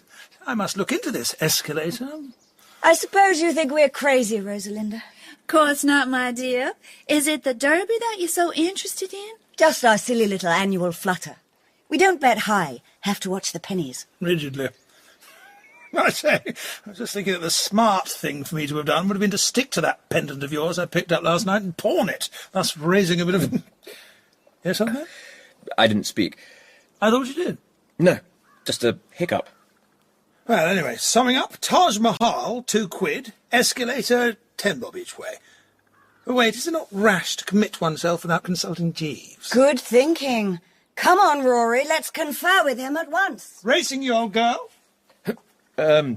Rosie, that pendant of yours, the one Rory was speaking of, I was admiring it last night. It's nice, isn't it? Beautiful. You didn't have it at Cannes, did you? No, I hadn't met Mr. Spotsworth then. It was a present from him. A present from Mr. Spotsworth? It's too funny. I was talking to Captain Biggar about it last night. By the way, where is the captain? I haven't seen him all morning. Maybe he's hiding from me. I believe he's just a little jealous of you, Billiken. Well, he certainly seems to have made himself scarce. Anyway, I told him one of my husbands gave it to me, but I couldn't remember which. It was Mr. Spotsworth, of course. So silly of me to have forgotten. Are you sure? Oh, absolutely. I wonder if you'd excuse me. I have to see Jeeves about something. Well, ring for Jeeves. No, I'll go and see him in his pantry. He keeps a fine port there with an especially vibrant nose. So, Jeeves, what do you think of Taj Mahal for this afternoon's Beano at Epsom? I thought of slapping my £2 on its nose. And Moke the second, that's my fancy. I see no objection to a small wager, sir, nor on yours, milady. But it might be advisable, if funds are sufficient, to endeavour to save your stake by means of a bet each way on some other horse. Rory thought of escalator. I'm hesitating. Has your ladyship considered the Irish horse Ballymore? Oh, Jeeves, for heaven's sake. None of the nibs even mention it. Very good, milady. Would there be anything further? One thing. What was all that Mrs. Spotsworth was saying at lunch about you and her bowling off together in the small hours to the ruined chapel? Oh, yes, milady. Mrs. Spotsworth desired me to escort her there. She was hoping to see the wraith of Lady Agatha. Any luck? No, milady. She says Bill saw the old girl. Yes, milady. So that's why he's looking like a piece of cheese today. Must have scared him stiff. Oh, I fancy, Sir Roderick, any resemblance between his lordship and a portion of cheese is occasioned more by his lordship's matrimonial plans having been cancelled than by any manifestation from the spirit world. You don't mean Bill's engagement is off? Yes, milady. Miss Wyvern handed me the ring in person to return to his lordship. Poor old Bill. The heart bleeds. I say, Jeeves, bung me some port. Certainly. Oh, Bill, old boy, we just heard that Jill has returned you to store, correct? Cheerio. See, it is. Bad luck. But don't be too depressed. A bachelor's life is the only happy one, old man. When it comes to love, there's a lot to be said for the à la carte, as opposed to the table d'hôte. Jeeves? Milady? What was the name of the woman who drove a spike into her husband's head? I fancy your ladyship is thinking of the story of Jael. But she and the gentleman into whose head she drove the spike were not married, merely good friends. Still, her ideas were basically sound. It was generally considered so in her circle, milady. Have you a medium-sized spike, Jeeves? No? I must look in at the ironmonger's. Well, goodbye, table d'hôte. She's miffed. They're only trying to cheer you up, Bill. I say, where can I get some flowers? Would there be flowers in the garden, Jeeves? In some profusion, Sir Roderick. Well, that's a thing you'll find it useful to remember, Bill, if ever you get married. When the gentler sex get miffed, flowers will bring them round every time. Tickety-tock. Your lordship wished to see me about something? Jeeves, I hardly know how to begin. By the way, have you an aspirin about you? Certainly, my lord. I have just been taking one myself. Lord? Thank you, Jeeves. Don't slam the lid. No, my lord. And now, Jeeves, to tell you all. You see, the pendant was never Biggar's for a moment. So you see, Jeeves, I have been played up and made a sucker of. Most disturbing, my lord. What are those things people get used as? Cat's paws, my lord? Yes. This blighted Biggar has used me as a cat's paw. I pinched the pendant, swallowing that whole story about it practically belonging to him, and he only wanted to borrow it for a few hours, and off he went to London with it, and I don't suppose we shall ever see him again. You wouldn't care to kick me, Jeeves? No, my lord. Well, there it is. I allowed myself to be used as a cat's paw, thus rendering myself liable to an extended sojourn in the cooler. Unless... May I point out, my lord, that there is no likelihood of your becoming suspect of the theft of Mrs. Spotsworth's ornament.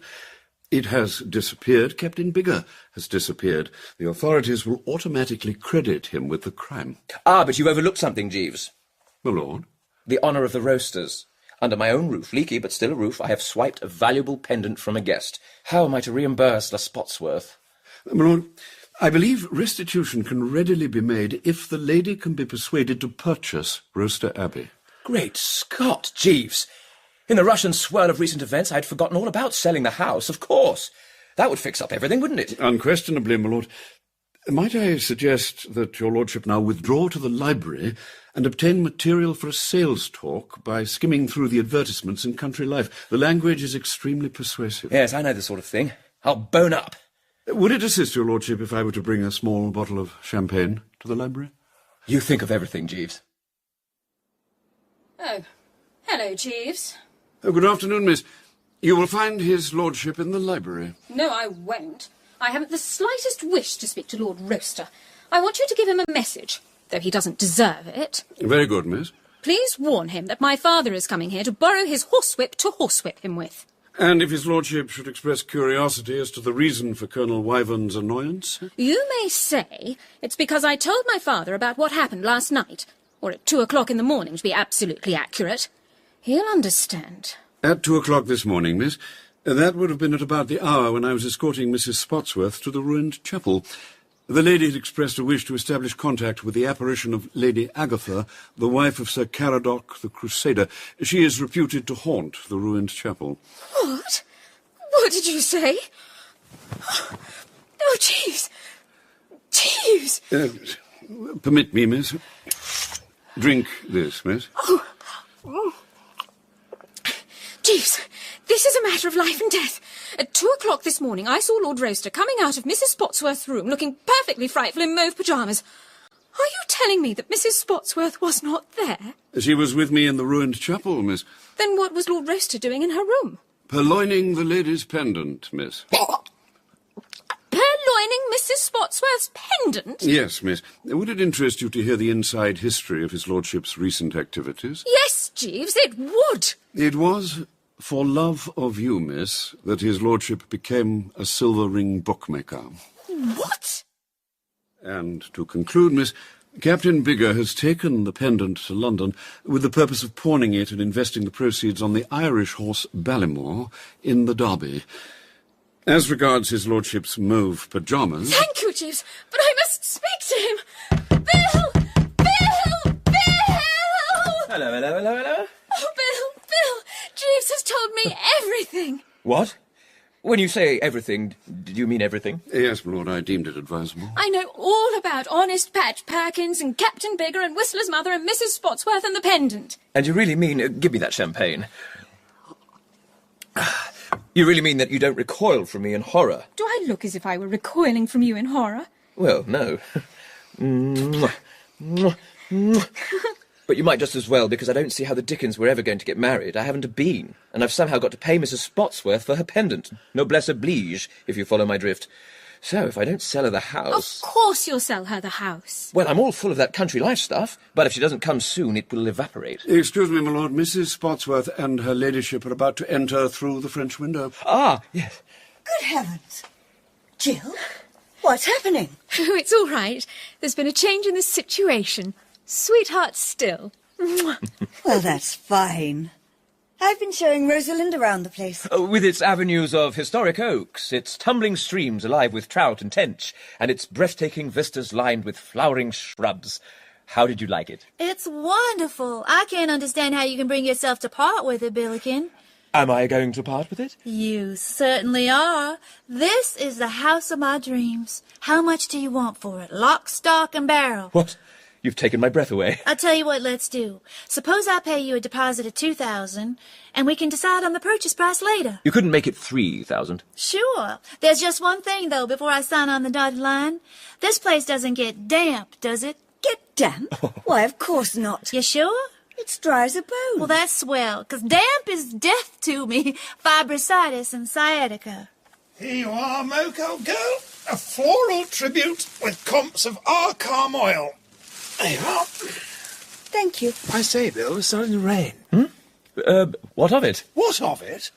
My dear old boy, you know what happens when it rains. Water through the roof, water through the walls, water everywhere. I was merely about to suggest that you'd better put buckets under the upstairs skylight. What? Very damp house, this, Mrs. S. I often say that whereas in the summer months the river is at the bottom of the garden, in the winter months the garden is at the bottom of the river. Excuse me, my lady. Begging your pardon. Yes, Ellen?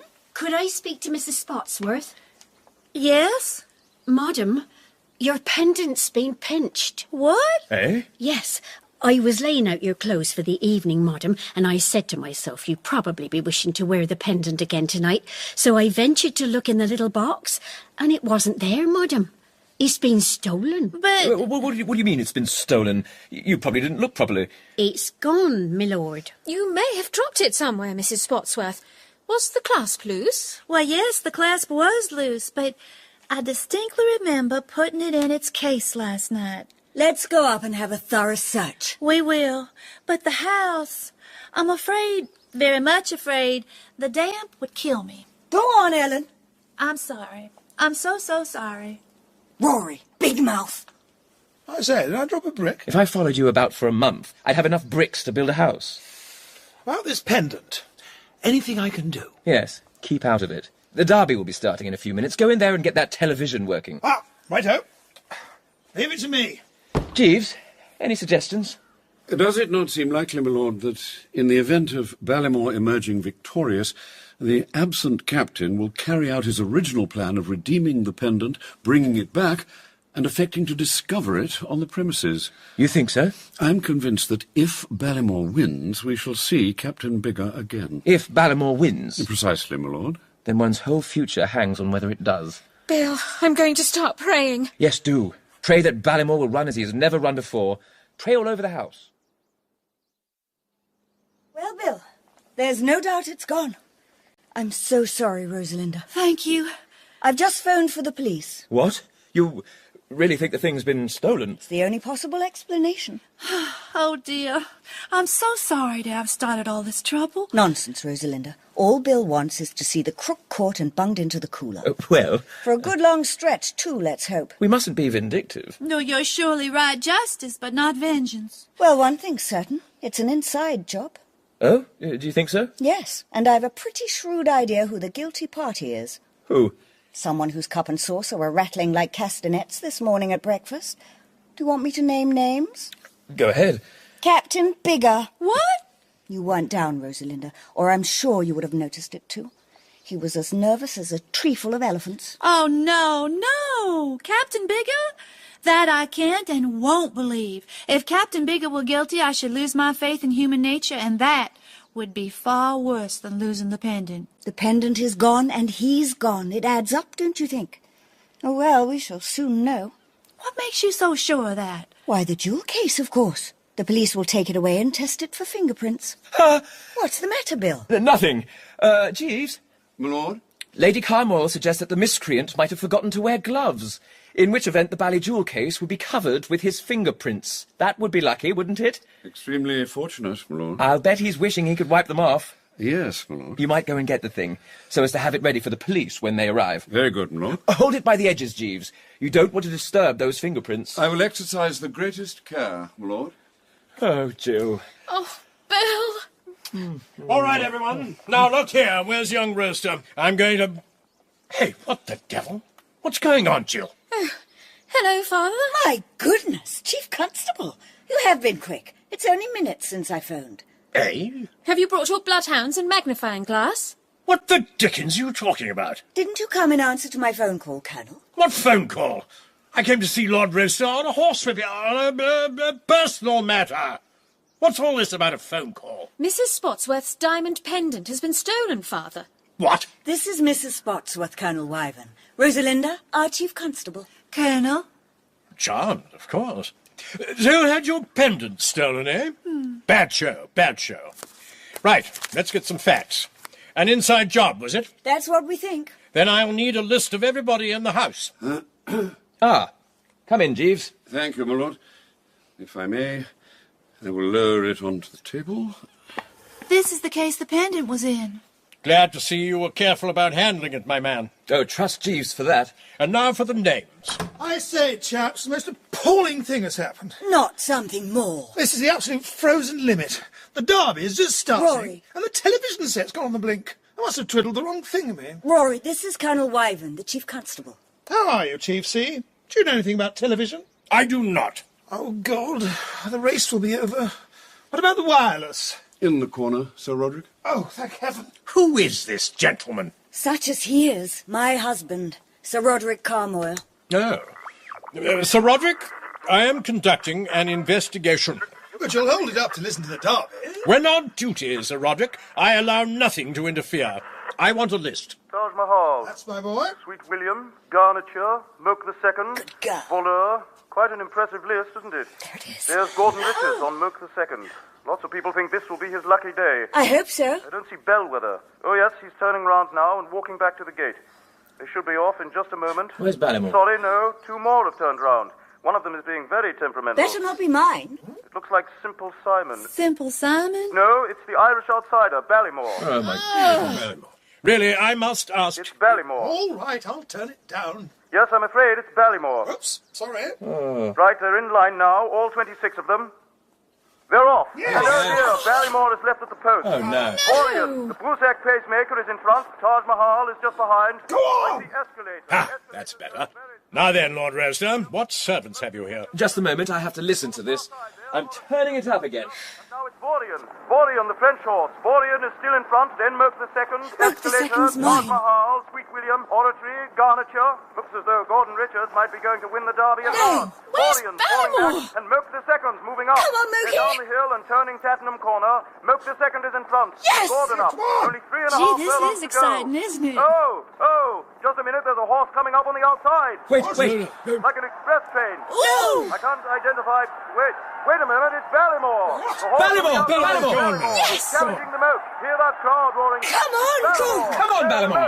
No, Ballymore. Make up your mind. No, Gordon Richards Yes, on the for Moke. God's sake. Second Come next, on, Gordon. Ballymore. Come on, Gordon. Ballymore. Come on, Ballymore. Photo finish. Photo finish. To First finish. time in the history of the derby. I'll turn it down now. Photo finish. Oh, well. Third place. What's a photo finish? Well, that Taj Mahal let me down.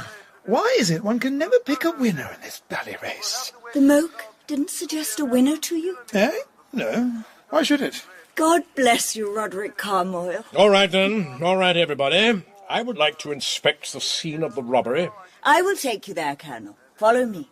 Some of you listen in and see what that photo shows. And I'll send the jewel case down to the station to find out what it shows. I'll go and see if I really have damaged the television set.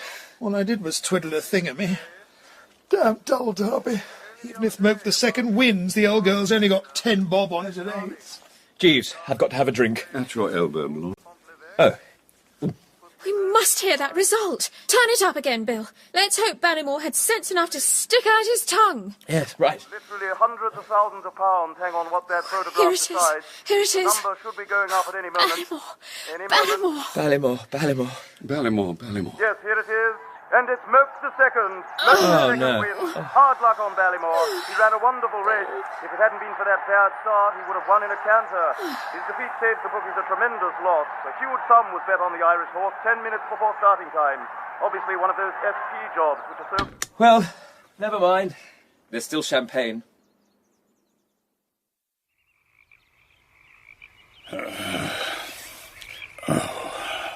Oh, I beg your pardon. I didn't realize there was somebody already It's you! Oh, I knew you would come. Monica said you wouldn't, but I knew. I couldn't do it. I got to thinking of you, dear lady, and the chaps at the club, and I couldn't do it. The club? The old Anglo-Malay club in Kuala Lumpur. Yes, I thought of Tubby of Frobisher. Would I ever be able to look him again in that one good eye of his? And then I thought that you trusted me because I was an Englishman. And I said to myself, Cuthbert Biggar, you're letting down the whole British Empire. Did you take my pendant? I took it, and I brought it back. Here it is. The idea was merely to borrow it for the day as security for a gamble. But I couldn't do it. It might have meant a fortune, but I couldn't do it. Put it round my neck, Cuthbert. You want me to? You don't mind if I touch you? Put it round my neck. And Zuri Mbinguni. I shall. There. Shall I tell you why I wanted a fortune? So that I might feel myself in a position to speak my love. Rosie, I love you. I loved you from that first moment we met in Kenya. All these years I've dreamed of you. And on this very seat last night, it was all I could do to keep myself from pouring out my heart. And I can speak now because we're parting forever. Soon I shall be wandering out into the sunset, alone. Jiminy Christmas, what do you want to wander out into any sunsets alone for? I don't want to, dear lady, but it's the code. The code that says a poor man must not propose marriage to a rich woman. For if he does, he loses his self-respect and ceases to play with a straight bat. I never heard such nonsense in my life. Who started all this applesauce? I cannot say, but it is the rule that guides the lives of men like the Doc and Augustus Frobisher. What? Augustus Frobisher, for Pete's sake. I thought there was something familiar about that name, and now you say Augustus. This Frobisher, is he a fellow with a red face? We all have red faces east of Suez. And a small, bristly mustache? Small, bristly moustaches, too. Is one of his eyes green and the other glass? Good God, that's Tubby. You've met him. Met him? You bet I met him. It was only a week before I left the States that I was singing Oh Perfect Love at his wedding. What? Howky wahoo! Tubby is married? He certainly is. And do you know who he's married to? Corderita Rockmatella, widow of the late Sigsbee Rockmatella, the Sardine King, a woman with a darn sight more money than I've got myself. Now you see how much old Code amounts to. When Augustus Frobisher met Cora and heard that she had 50 million smackers hidden away behind the brick in the fireplace, did he wander out into any sunset alone? No, sir. He bought a clean collar and a gardenia for his buttonhole and snapped into it. You've shaken me, Rosie. And you needed shaking, talking all that malarkey. You and your old Code. I can't take it in. You will. Now just sit here and get used to the idea of walking down the aisle with me. And I'll go in and phone the London Times that a marriage will shortly take place between Cuthbert... Have you any other names, my precious lamb? Gervais. And it's Brabazon Biggar, with a hyphen. Between Cuthbert, Gervais, Brabazon Biggar, and Rosalinda Bessemer Spotsworth. It's a pity it isn't Sir Cuthbert. Say, what's wrong with buying you a knighthood? I wonder how much they cost these days. I have to ask Sir Roderick. I might be able to get it at Harridge's. Well, goodbye for the moment, my wonder man, and don't go wandering off into any old sunsets.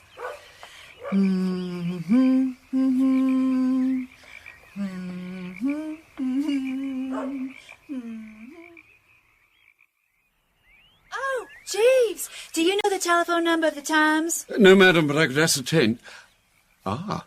You're looking at the pendant, I see. I don't wonder you're surprised. Captain Biggar found it just now in the grass by that rustic seat where we were sitting last night. Has Captain Biggar returned? He got back a few minutes ago. I want to announce my engagement to Captain Biggar. Indeed, madam.